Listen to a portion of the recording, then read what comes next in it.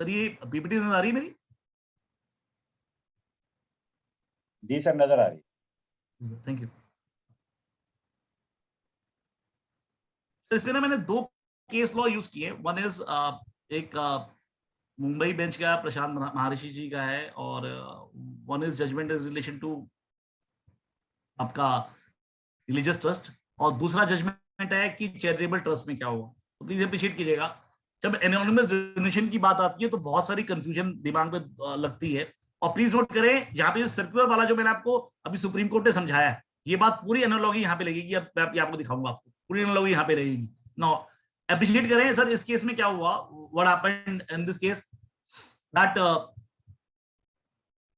इसमें क्या हुआ sir, that the order pass by the commissioner of income tax appeals Mumbai that कि जो 147(3) के बाद जो ऑर्डर था, 68 की जो एडिशन करी है, करीबन 2,29,25,500 रुपए की, under 68 was deleted. Now appreciate करें सर, इस केस में क्या था, basically 2 grounds learned assessing officer ने लिए थे इन आईटीएटी। पहली बात कि सर जो 68 की एडिशन की है, जो 115 बीबीसी के कंटेक्स्ट में उड़ाया है, उस कंटेक्स्ट में उड़ाया, दैट इज रॉन्ग। दूसरी बात सर, ये जो सीआईटी बिल में जो इन्होंने रूल 46A के अंदर जो पेपर्स अब एसोसिएटिंग ऑफिसर के टाइम पे सप्लाई नहीं किए थे, but they supply to rule under rule 46A to CIT bill, और वो जो एक्सेप्ट किए वो गलत तरीके से एक्सेप्ट किए। नाउ अप्रिशिएट करें कि सर इस केस में इन्होंने जो थर्ड जो पॉइंट बोला था कि सर जो 68 की जो एडिशन है, 68 की एडिशन में कहीं कोई दिक्कत कहीं में नहीं लिखा हुआ कि वो इंडिविजुअल लगेगी, फर्म पे लगेगी या कंपनी में लगेगी। सर वो ट्रस्ट और सोसाइटी में ले सकती है, और they actually been on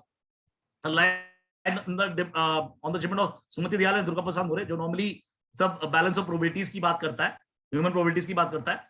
now please appreciate कीजिएगा कि सर ये जो पहला जो फैक्ट्स ऑफ केस क्या है, ये ट्रस्ट था सर 12AA में रजिस्टर्ड था, और ये director of income tax examination ने बोला था ये रिलीजियस ट्रस्ट है। तो पहली बात तो नोट कर ले, फैक्ट्स ऑफ केस में ये रिलीजियस ट्रस्ट है, ये कोई मिक्स ट्रस्ट नहीं है, ये रिलीजियस ट्रस्ट ही है। नाउ ये इसके ऑब्जेक्ट लॉस थे, क्या क्या काम करेंगे। अब इसने आईटीआर भरी थी करीबन 2,23,790 रुपए की, पर बाद में क्या हुआ, 133A हो गया सर, सर्वे हो गया इस पे, और जहां पे ये फाइंड आउट किया कि करीबन 2,90,58,000 इन्होंने कैश जमा किया हुआ, डिफरेंट 2 बैंक अकाउंट है इनके, वहां जमा किए। और during the survey sir SSC ने क्या किया, 61,32,500 BMGKY में डिक्लेयर कर दिया, ऑफर कर दिया। नाउ अब हुआ क्या सर, इन्होंने क्या बताया कि 2 उनके बैंक अकाउंट है, एक अहमदाबाद में इन्होंने करीबन 1,42,00,000 रुपए जमा किए, और करीबन 1,48,00,000 वहां पे जमा किए। नाउ अप्रिशिएट कीजिएगा, जो स्टेटमेंट दी, स्टेटमेंट के अंदर तो इन्होंने बोला था, स्टेटमेंट जो दी, दोनों स्टेटमेंट अलग अलग है। जब इन्होंने सॉरी वहां पे प्लीज अप्रिशिएट कीजिएगा, जब 15-16 में जब रिसिप्ट शो की थी, वो 2,54 की थी, और 16-17 में 2,21 की थी, कोई वॉलंटरी कंट्रीब्यूशन नहीं था। जबकि 13-14 और 15-16 में कोई कैश डिपॉजिट भी नहीं किया, therefore the deposit voluntary 2,90,00,000 explain नहीं किया। ऑनलाइन रिस्पांस जो था वो कह रहा, उन्होंने बोला है कि भैया डोनेशन बॉक्स पे सारे पैसे आए थे। अप्रिशिएट कीजिएगा, जब ऑनलाइन सबमिशन किया है उन्होंने ऑनलाइन हमारे तो वहां पे रिसीव हुए थे, और जबकि और बाद में इन्होंने बोला कि भैया it has been received by identified persons which is not by supporting evidence. तो अब क्वेश्चन ये उठा कि कंट्रेडिक्टरी स्टेटमेंट थी कि भैया एक तरफ ये बोल रहे डोनेशन से थी, एक तरफ कह रहे आइडेंटिफाइड पर्सन थी, पर कहीं पे इन्होंने एक्सप्लेन नहीं किया।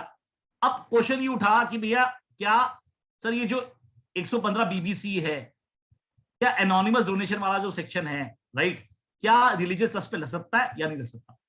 तो अप्रिशिएट करें, दे रिलाइड ऑन सर, एक दिल्ली हाईकोर्ट जजमेंट है, CIT examination versus Shri Lakshmi Narayan Dham trust 62taxman.com 358 Delhi, जहां पे उन्होंने ऑलरेडी इस तरह की एडिशन को मना कर दिया था कि रिलीजियस ट्रस्ट पे नहीं ले सकता। नाउ व्हाट हैपेंड सर, सीधा मैं ग्राउंड पे आ जाता हूं, सीधा आ जाता हूं। अप्रिशिएट करें कि 2-3 चीजें बहुत इंपॉर्टेंट है सर। 115 बीबीसी 2 की बात करते हैं, फिर मैं 68 भी पढ़ाऊंगा आपको, प्लीज अप्रिशिएट करें। 115 बीबीसी के अंदर देखिए सबसेक्शन 2 में क्या बोलता है, the provision of subsection 1 shall not apply to any anonymous donation received by any trust और इंस्टीट्यूशन क्रिएटेड और established only for religious purposes. तो उन्हें बोला कि अगर एनोनिमस डोनेशन मिल रही है तो ऐसे केस में पहली बात तो सर आपका 115 बीबीसी 2 लग ही नहीं सकता। अब एक दूसरा आर्गुमेंट जो उन्होंने असिस्टेंट ऑफिसर ने बोला था कि क्या 68 लग सकता है, तो 68 के बारे में तो प्लीज अप्रिशिएट करें, और ये बहुत इंपॉर्टेंट है, आपको काम आएगा जब आप डिमोनेटाइजेशन केस हैंडल कर रहे होगे। सर उन्होंने एक दिल्ली हाईकोर्ट का केस कोट किया, DIT versus Keshav social charitable foundation 278 ITR 152, which has held that section 68 of the act has no application to the fact of the case because the SSC had in fact disclosed the donation 18,14,200 as its income, and it cannot be disputed that all receipts other than corporation would be income in the hands of the C. तो इसका मतलब दो चीजें हैं, अगर कोई particular amount आप already receipt में दिखा चुके हो, जैसे सेल में दिखा दी आपने, अभी कंसल्टेंसी है, कुछ भी आपने जब आपने कोई जमा किया था और आपने उसे इनकम में दिखा दिया था, और उस इनकम को अगर आप सब्सटैंशिएट कर सकते हो, कर चुके हो कि भैया मेरे को मेरी परचेज थी तो सेल थी, मेरा स्टॉक रिकॉर्ड मेंटेन है, मेरी वैट रिटर्न प्रॉपर फाइल्ड है, मैंने वैट का टैक्स जब प्रॉपर जमा किया हुआ है, तो प्लीज अप्रिशिएट कीजिएगा, ये सेम एनालॉजी आपको डिमोनेटाइजेशन केस में भी लगेगी। तो व्हाट आई वांट टू से, दे सेड कि जब आप ऑलरेडी इनकम में दिखा चुके हो डोनेशन को, वॉलंटरी डोनेशन में, तो इसके अंदर 68 नहीं ले सकता। फर्दर दे सेड कि सर ये जो आप दो जजमेंट की बात करो, दुर्गा प्रसाद मोरे, और दूसरा जो आपने जजमेंट की बात करी इन रिलेशन टू ऑफ नाम था, मैं नाम भूल गया, सॉरी, एंड सुमति दयाल, ये दोनों जजमेंट जो है वो नॉर्मली इंडिविजुअल लगते हैं, ये तो जजमेंट ट्रस्ट है, तो ऐसे केस के अंदर ये दोनों केसेस डिफरेंशिएटेड हैं, तो इसीलिए 68 भी नहीं लग सकता। नाउ क्लॉज 2 भी हमने ऑलरेडी डिस्कस कर लिया। फर्दर सर इन्होंने आगे क्या किया, प्लीज अप्रिशिएट करें।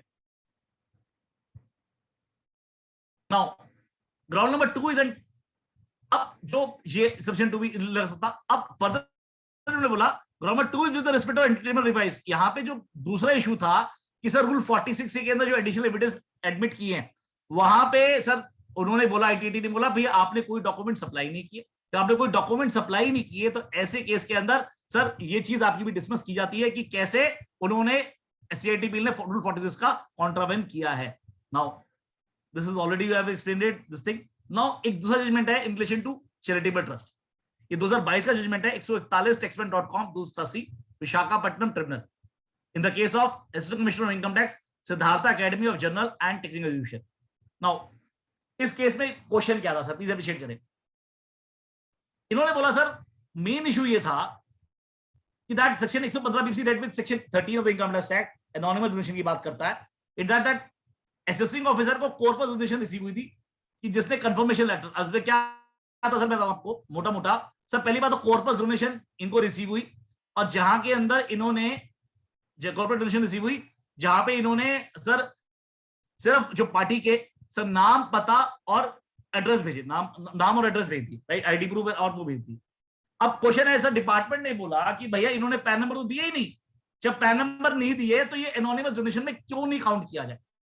तो सर यहाँ पे व्हाट दे सेड दैट जब आप 115 बीबीसी 2 पढ़ते हो, 115 बीबीसी 2 पढ़ते हो, तो वो बोलता है, सॉरी नोट करें, वो कहता है 115 2 पढ़ते हो तो प्लीज नोट कर ले सर, पहली बात तो सिर्फ वो कहता है जो प्रिस्क्राइब रूल्स में लिखा जाएगा वही रिकॉर्ड देना है, और प्रिस्क्राइब रूल के अंदर सिर्फ ये लिखा हुआ है आपको सिर्फ नाम एड्रेस और आईडी प्रूफ देने हैं, that is more than enough. आपको पैन नंबर देने की कोई रिक्वायरमेंट नहीं है। जब पैन नंबर देने की कोई रिक्वायरमेंट नहीं है तो ऐसे केस में आप ज्यादा इंफॉर्मेशन नहीं मांग सकते। Plus they relied on a particular circular number 2022 का था, एक मिनट दिखाता हूं मैं आपको।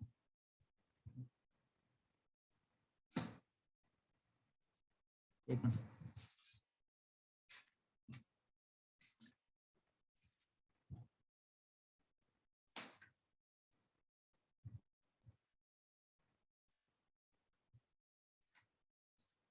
$25.1 था सर, सर्कुलर नंबर 14/2006, जिसमें उन्होंने बोला था, जहां पे सुप्रीम कोर्ट ने फिर बाद में इन्होंने समझाया, what I want to say, what I want to reiterate in this 2 judgments is something like this, कि प्लीज अप्रिशिएट करिए, पहली बात तो जितना लॉ में लिखा हुआ है, they said that mere absence of PAN in permission letter और donors would not give rise to suspicion that they are anonymous donation, maintenance of name and address details of contribute would be a sufficient document to establish identify the donors represent the 115 BBC. तो what I want to से, please appreciate कीजिएगा, sorry ये जो 25.1 वाला part था वो पिछले वाले में था, जहां पे मैं आपको समझाना चाहता था, पहले उन्होंने जो आईटीएटी ने पहले सर रिलाय ऑन किया, पहले इंटरप्रेट किया सेक्शन को, उसके बाद सर्कुलर पे उन्होंने सर पॉइंट आउट किया। तो व्हाट आई वांट टू से, they not singularly relied upon that particular circle only. और इस केस में तो what I want to say in relation to religious trust, ये जो हमारे मन में कंफ्यूजन है कि जो गले में पैसे पड़े रहते हैं एनोनिमस फंड है, पहली बात तो ये मान के चल रहे हैं 115 बीबीसी 2 नहीं लगता। और वेयरएज इन रिलेशन टू जो आपके अदर चैरिटेबल एक्टिविटीज है अदर देन रिलीजियस ट्रस्ट, उस केस के अंदर ये आप नोट कर लें, ऐसे केस के अंदर आपको हमेशा ये चेक करना है, आपको ये चेक करना है कि एनोनिमस डोनेशन तभी हो पाएगा अगर नाम और एड्रेस भी ना दे पाओ आप। पैन नंबर देने की कोई रिक्वायरमेंट नहीं है, और अगर ये नाम और एड्रेस दे दिया, that is the only requirement under the law, वो आपका सफाइस कर जाएगा। अब कोई भी इशू सर आपको कोई पूछना हो in relation to this case loss,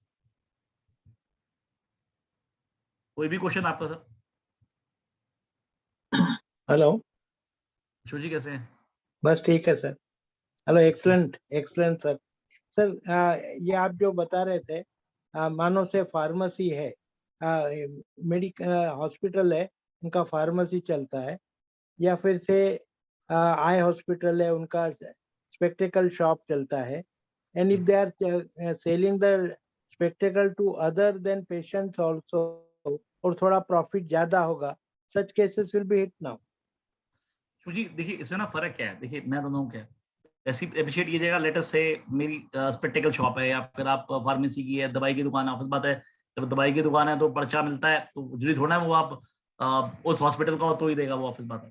तो इशू इज आपको ये चेक करना है कि पहली बात इट शुड बी इंसिडेंटल, वो आपकी इंसिडेंटल है, ऑफिस बात है, राइट राइट। अब जब पर्चा आएगा वो डॉक्टर का पर्चा दिखाएगा, तो पॉसिबिलिटी है पुराना पर्चा भी दिखा सकता है, पॉसिबिलिटी हो सकता है, राइट, किस पुराने डॉक्टर का भी पर्चा दिखा सकता है। आप कैसे चेक करोगे यार ये हमारे हॉस्पिटल में बंदा बैठा है नहीं बैठा, एक बात। दूसरी बात आपको सिर्फ ये चेक करना है कि पहली बात तो ये should be incidental, one thing. Second thing which is very very important, क्या आप कॉस्ट टू कॉस्ट, कॉस्ट से कम, या फिर मार्जिनल प्रॉफिट, मार्जिनल मार्कअप पे काम, प्रॉफिट भी नहीं कहूंगा मैं, मार्जिनल मार्कअप पे काम कर रहे हो। बिकॉज दे सेड इन जो जजमेंट में जो सुप्रीम कोर्ट में समझाया था मैंने आपको, उनका मैथमेटिकल प्रिसिशन तो आप चेक कर नहीं सकते, क्योंकि बिकॉज जब आप कॉस्ट लगाते हो तो फिक्स कॉस्ट होती है, वेरिएबल कॉस्ट भी होती है, तो वेरिएबल से तो आप चेक कर ही नहीं सकते ना कि कितनी कॉस्ट आएगी, right. Salary could very, rent could very, other things could very, मतलब मान लीजिए लॉजिस्टिक कुड वेरी, तो ऐसे केस में मैथमेटिकल प्रिसिशन से आप कैलकुलेट नहीं कर सकते।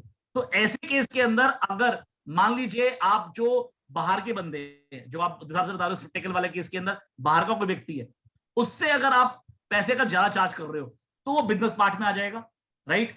अब आप टोटल रिसिप्ट चेक कर लें, टोटल रिसिप्ट का अगर 20% से ऊपर है तो प्रोविजो आपको हिट कर जाएगा, दिक्कत आएगी सर, आपको एग्जेम्पशन नहीं मिलेगी। पर मान लीजिए 20% से कम है तो वही दिक्कत नहीं आएगी, राइट।